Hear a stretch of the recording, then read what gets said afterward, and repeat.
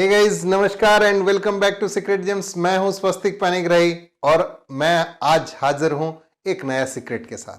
जैसे कि हमारे पिछले एपिसोड्स में हमने हर बार आपको एक ऐसे सीक्रेट के बारे में बताया है और उसके एक नए डायमेंशन के बारे में भी बताया है जो शायद ही आपको पता हो। चलिए, इस वीडियो में जाने से पहले आपको और आपके पूरे परिवार को 72nd रिपब्लिक डे के अवसर में बहुत सारे बधाई और अभिनंदन मैं देता हूं। चलिए चलते हैं वीडियो में इस पर्सनैलिटी के बारे में जानने के लिए। यह पर्सनैलिटी के बारे में जब हम बात करते हैं, he was born on 2nd of October। जी नहीं, गांधी जी के बारे में मैं नहीं बोल रहा हूं। आज हम बात करेंगे शास्त्री जी के बारे में। लाल बहादुर शास्त्री हमारे फॉर्मर और बहुत ही पॉपुलर प्राइम मिनिस्टर थे और इनका देहांत 11 जनवरी 1966 को हुआ था और उसी ओकेजन में हम आज शास्त्री जी को श्रद्धांजलि देते हैं और इसीलिए हमारा वीडियो का कंटेंट आज शास्त्री जी के एक सीक्रेट फॉर्मूला के बारे में है जो शायद ही आपको पता हो। शास्त्री जी के बारे में बहुत सारे इंफॉर्मेशन आपके पब्लिक डोमेन में अवेलेबल है, मगर हम उसके बारे में नहीं बात करेंगे। आज हम ऐसे एक इंपॉर्टेंट फॉर्मूला के बारे में बात करेंगे जो कि शास्त्री जी हर बार उसको यूज करते थे और जब भी कभी उनको कोई भी समस्या आती थी, इसको वो हर बार उसको इंप्लीमेंट करने की कोशिश किए। चलिए चलते हैं उनकी फॉर्मूला के बारे में।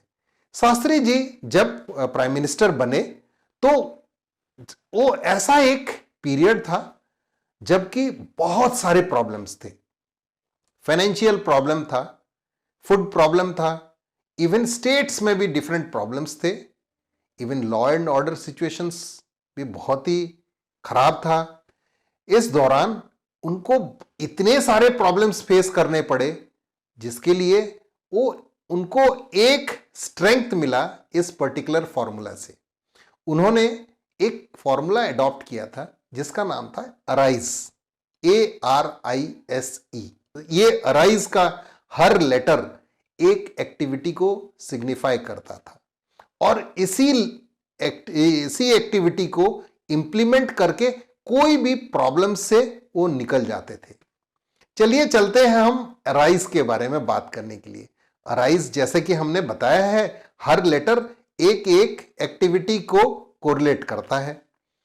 अराइज का ए से हम बताते हैं, कोई भी प्रॉब्लम आप फेस करते हो तो सबसे पहले उसको प्रॉब्लम के हिसाब से एक्नॉलेज करना है। ए से एक्नॉलेज। तो आप जैसे एक्नॉलेज करोगे प्रॉब्लम के लिए, तब जाके आप उसकी सॉल्यूशंस के बारे में सोच सकते हो। जब तक कि आप एक्सेप्ट नहीं करोगे, एक्नॉलेज नहीं करोगे कि ये मेरा एक प्रॉब्लम है और इसको मुझे रिजॉल्व करना है, तब तक आपको कोई भी आगे का फर्दर एक्टिविटी नहीं समझ में आएगा।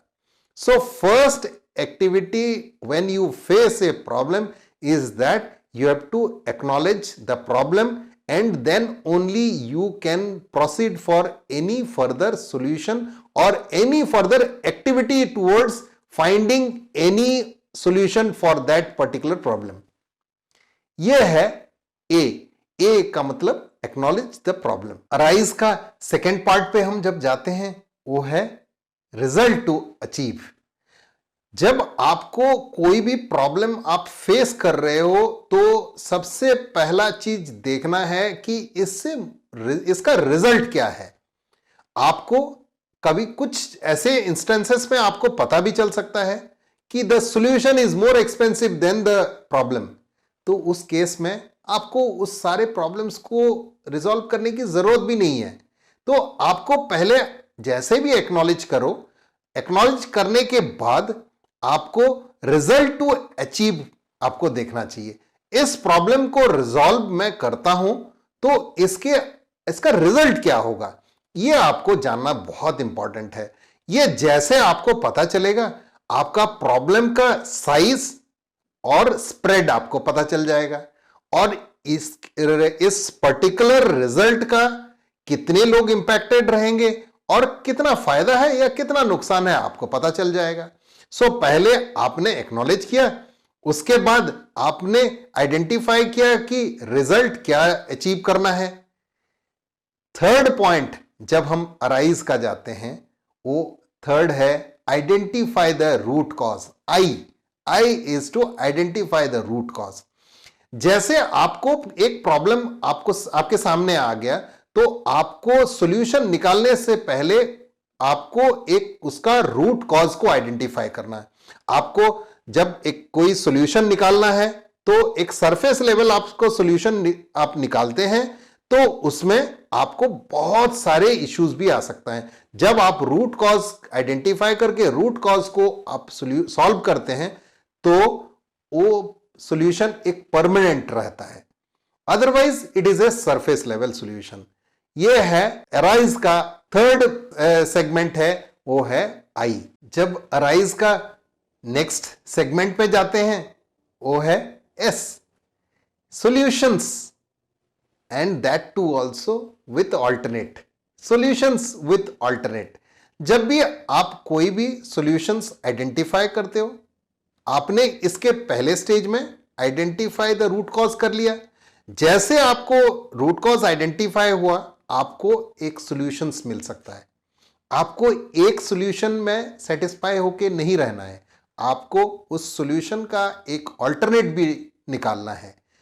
हो सकता है कि आप जब आगे जाके आगे बढ़ो एग्जीक्यूट करने के लिए, हो सकता है ये सॉल्यूशन आपको इनकेपेबल, इनसफिशिएंट, और हो सकता है कि नॉट फीजिबल भी हो सकता है। तो जब आपके पास एक बिफोर हैंड और एक ऑल्टरनेट सॉल्यूशन है, तो आपको सोचने की भी जरूरत नहीं पड़ेगा, इमीडिएटली आप उसको हैंडल कर सकते हो। So the fourth point in arise formula is solution with alternate. जब हम फिफ्थ पॉइंट पे चलते हैं अराइज का, वो है एग्जीक्यूट, इवैल्यूएट एंड एग्जीक्यूट।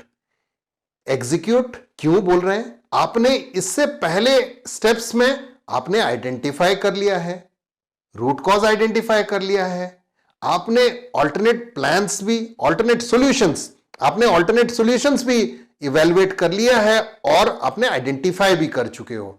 अब लास्ट पॉइंट ये होता है, आपको एग्जीक्यूट, इवैल्यूएट एंड एग्जीक्यूट। आपको फर्स्ट है एग्जीक्यूट करना है, जो आपने प्लान्स या सॉल्यूशंस आपने आइडेंटिफाई किए हैं, आपने जो प्रीवियस स्टेप्स में जो सॉल्यूशंस आइडेंटिफाई किए हैं, उसको फर्स्ट एग्जीक्यूट करना है। उसके बाद आप उसके रिजल्ट इवैल्यूएट करोगे। रिजल्ट इवैल्यूएट करने के बाद फिर in case any correction is required, आप करेक्शन करोगे, फिर एग्जीक्यूट करोगे। तो अराइज का हमने आपको पूरा एक ब्लूप्रिंट बताया। ये लाल बहादुर शास्त्री जी जब हमारे प्राइम मिनिस्टर हुए थे, उनके सामने इतने सारे प्रॉब्लम्स थे, आज की डेट पे वो सारा हम सोच भी नहीं सकते हैं।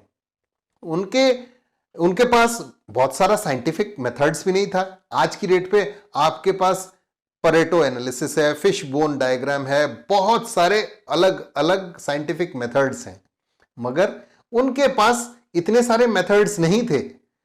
उनके पास एक सिंपल प्रोसेस था। लाल बहादुर शास्त्री जी के पास एक छोटा सा डायरी था, और उस डायरी में वो जब भी कोई प्रॉब्लम फेस करते थे, उसको प्रॉब्लम और सॉल्यूशन क्या निकलेगा वो एक लिख लेते थे। तो उनके पास जो डायरी में पहले प्रॉब्लम लिखने के बाद और सॉल्यूशन जो भी निकल गया, आइडेंटिफाई रूट कॉज करने के बाद जब सॉल्यूशन निकल गया, उसके बाद 3 सवाल जरूर पूछते थे। एक है कि ये कितने लोगों को इंपैक्ट करेगा, वो प्रॉब्लम कितने लोगों को इंपैक्ट कर रहा है, और इसकी सॉल्यूशन जब हम निकाल रहे हैं ये कितने लोगों को इंपैक्ट करेगा, ये पहले आइडेंटिफाई कर लेते थे। दूसरा है कि ये गरीब से गरीब और रिमोटेस्ट ऑफ द विलेजेस, ये पहुंच पा रहा है ये सॉल्यूशन या नहीं, वो पहले चेक कर लेते थे। और तीसरा इंपॉर्टेंट चीज है, ये सॉल्यूशन 10 साल या 20 साल के बाद भारत को किस स्टेज में लेके खड़ा करेगा। ये 3 चीजें आइडेंटिफायर्स के हिसाब से वो यूज करते थे, और ये है उनका बैरोमीटर्स। इसको लेके वो सॉल्यूशंस भी निकालते थे और प्रॉब्लम की रूट कॉज भी आइडेंटिफाई करते थे। ये उनके पास 3 आइडेंटिफाइंग क्राइटेरिया था और उसको वो इंप्लीमेंट भी करते थे। और इसी आइडेंटिफिकेशन से और इसी प्रॉब्लम सॉल्विंग मेथड से उन्होंने काफी सारे प्रॉब्लम्स रिजॉल्व किए। उनके प्राइम मिनिस्टर से बहुत छोटा सा पीरियड के लिए था, मगर उस पीरियड में इतने सारे प्रॉब्लम्स आए, उनको एक जंग भी लड़ना पड़ा। फूड शॉर्टेज था, इवन इंटरनल प्रॉब्लम्स भी थे, फाइनेंशियल प्रॉब्लम्स भी थे, बहुत सारे प्रॉब्लम्स थे, मगर उन्होंने काफी सारे प्रॉब्लम्स को सॉल्व करने की कोशिश की है। वो एक चीज बताते थे, the bigger the problem, the bigger the obstacle, the bigger the opportunity. तो आपको हमारा वीडियो कैसा लगा आप जरूर बताएं। आपको अगले वीडियो में हम क्या शेयर करें जो कि आपको और भी ज्यादा कनेक्टेड और इंटरेस्टेड करेगा, ये आप हमें कमेंट सेक्शन में जरूर लिख के बताइए। आपको ये वीडियो अच्छा लगा तो लाइक, शेयर, सब्सक्राइब जरूर करें। धन्यवाद और नमस्कार। जय हिंद।